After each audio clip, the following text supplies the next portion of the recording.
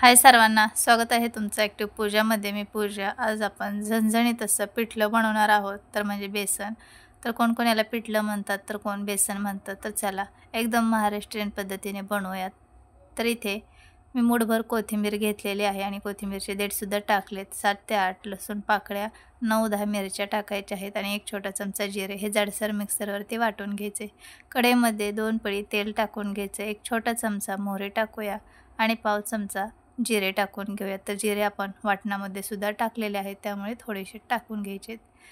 4-5 कढीपत्त्याची पाने टाकून घ्यायचे आणि जिरे, मोहरी, कढीपत्ता चांगला फुलला की यामध्ये मिडियम आकाराचे 2 कांदे कापून टाकायचे आहेत. तर कांदा जरा बेसनसाठी म्हणजेच पिठल्यासाठी जास्त वापरायचा, म्हणजे पिठलं खूप चांगलं चविष्ट बनतं. आता आपण कांदा थोडासा परतवून घेऊयात. तर थोडासा हलका कांदा लालसर रंगावरती आला की याच्यामध्ये आपण जे जाडसर वाटण करून घेतले ते टाकून घ्यायचे. तर इथे पाहू शकतात कांदा थोडासा चांगला भाजलेला आहे. आता याच्यामध्ये आपण हे मिरचीचं वाटण टाकून घेऊयात. तर यामुळेच बेसनला अप्रतिम अशी टेस्ट येते. आता आपण हे मिरचीचा ठेचा जो बनवून घेतला आहे तो सुद्धा चांगला परतवून घ्यायचा आहे. याचा कच्चेपणा पूर्णपणे जायला पाहिजे. तर मिडियम गॅसवरती कांदा आणि आपण जो मिरचीचा ठेचा बनवून घेतलेला तो चांगला परतवून घ्यायचा आहे. तर इथे पाहू शकतात छान हे परतवून झाले. तर मस्त याला रंग आलाय कांदा आणि मिरचीच्या वाटणाला. तर असं हे चांगलं परतवून घ्यायचं. तर परफेक्ट असं आपण हे परतवून घेतले. तर पिठल्यासोबत मस्त चपाती भाकरी तर खायला छान लागतेच, त्यासोबत गरमागरम पिठलं आणि भातसुद्धा खूप छान लागतो. त्यामुळे मी साईडला भातसुद्धा लावून घेतला आहे. तर आता 1 वाटी बेसन घेतले, त्यामध्ये थोडं थोडं पाणी टाकून घेऊयात आणि हे मिक्स करून घेऊयात. तर चमच्याने मिक्स करण्याऐवजी असे मिक्सरनं पटकन मिक्स होतं. यामधल्या सर्व गुठळ्या मोडून जातात, त्यामुळे विस्करने चांगलं हे मिक्स करून घ्यायचे. तर इथे पाहू शकतात पाणी थोडं थोडं टाकायचे आणि हे चांगलं एकजीव होईपर्यंत मिक्स करून घ्यायचं. म्हणजे काय होतं की पिठल्यामध्ये ना गुठळ्या होत नाहीत आणि खाताना त्याच्या अशा गाठी लागत नाहीत. अतिशय मऊसूद असं पिठलं बनतं. तर इथे पाहू शकतात चांगलं हे आपण मिक्सरने फेटून घेतले. तर स्मूथ असं हे मिश्रण बनवून घ्यायचे. तोपर्यंत आपला कांदा आणि मिरचीसुद्धा चांगलं परतवून झालेलं आहे. आता याच्यामध्ये आपण पाव चमचा हळद टाकून घेऊयात. तर तेलामध्ये हळद टाकली की बेसनला खूप चांगला रंग येतो. आता हे परतवूयात आणि याच्यामध्येच आपण चवीनुसार मीठसुद्धा टाकून घेणार आहोत. तर मस्त असं हे मिरचीचं वाटण कांदा परतवून घेतलं आहे. घमघमाट मस्त सुटलेला आहे. आता याच्यामध्ये चवीनुसार मीठ टाकून घ्यायचे आणि परत एकदा हे चांगलं परतवून घेऊयात. तर हेच मेन वाटण आहे, म्हणजे मसाला आहे की बेसन चांगलं टेस्टी बनण्यासाठी. आता जे बेसन आपण मिक्स करून घेतलेलं आहे पाणी टाकून, ते याच्यामध्ये टाकून घेऊया आणि थोडंसं मिक्स करूयात, म्हणजे सर्व चांगली याच्यामध्ये हळद बेसनाला लागेल आणि बेसनचा कलर अप्रतिम असा येईल. तर पाणी टाकण्याच्या अगोदर हे बेसन चांगलं मिक्स करायचे.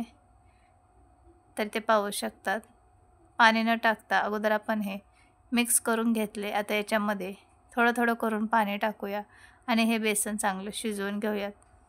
तर इथे मी आणखीन 1 वाटी एवढं पाणी घेतलेलं आहे. तर पाण्याचा असं काही अंदाज नाही, थोडं थोडं टाकायचं जेणेकरून बेसन चांगलं शिजलं जाईल. तर मी इथे आत्ता आणखीन 1 वाटी पाणी टाकलेलं आहे, म्हणजे जेव्हा बेसन कोरडं घेतलं त्यावेळेससुद्धा 1 वाटी पाणी टाकून मिक्स करून घेतलेलं आणि आत्तासुद्धा 1 वाटी टाकून घेतले. ज्यांना अंदाज येत नसेल त्यांच्यासाठी सोपं जाईल बनवताना. तर आता हे चांगलं मिक्स करून घेतले. तर हे पहा अशी याची थिकनेस ठेवायची आहे, म्हणजे ते शिजून आणखीन घट्ट घट्ट होत जातं. तर खूप घट्टही नको आहे, थोडंसं ओलसरच ठेवायचं, म्हणजे चपाती भाकरी भातासोबत खाता येतं. तर चांगलं हे मिक्स करून घेतल्यानंतर याच्यावरती आपल्याला झाकण ठेवायचे आणि गॅसची फ्लेम एकदम कमी ठेवायची आहे. कमी गॅसवरती झाकण ठेवून हे बेसन चांगलं शिजवून घ्यायचे. तर मी याच्यावरती झाकण ठेवणार आहे आणि कमी गॅसवरती हे पिठलं चांगलं शिजवून घेणार आहे. तर जेवढं चांगलं शिजवलं जाईल तेवढंच खायला ते छान लागतं. तर रोज आपण नाश्त्याचे पदार्थ तर बघतच असतो, म्हटलं आज काहीतरी झणझणीत दाखवूया. तर इथे 2-3 मिनटानंतर मी झाकण काढून घेतले, परत एकदा मिक्स केले आणि आणखीन याच्यावरती झाकण ठेवून आणखीन याला 4 मिनिट चांगलं शिजवून घेणार आहेत. तर पाहू शकतात मस्त असं हे बेसन शिजलेलं आहे. आता बारीक चिरून घेतलेली कोथिंबीर टाकूया. तर बेसननं असं थोडंसं तळाला लागेपर्यंत चांगलं शिजवून घ्यायचं, म्हणजे ते चांगलं शिजलं जातं. तर असं नाही की तळाशी लागायलाच पाहिजे, पण कमी गॅसवरती चांगले हे 4-5 मिनिट शिजवून घ्यायचे. तळाला लागलेलं तर खूप छान लागते खरवड त्याची. तर झणझणीत असं आपलं इथे बेसन तयार आहे. मी प्लेटमध्ये काढून घेतले. तर गरमागरम बेसन आहे, चपाती, कांदा, आहाहा! एकदम अफलातून टेस्टी असं हे साधं सोपं बेसन लागतं. तर कशी वाटली तुम्हाला अतिशय साधी सोपी रेसिपी बेसनची नक्की कमेंटमध्ये सांगा.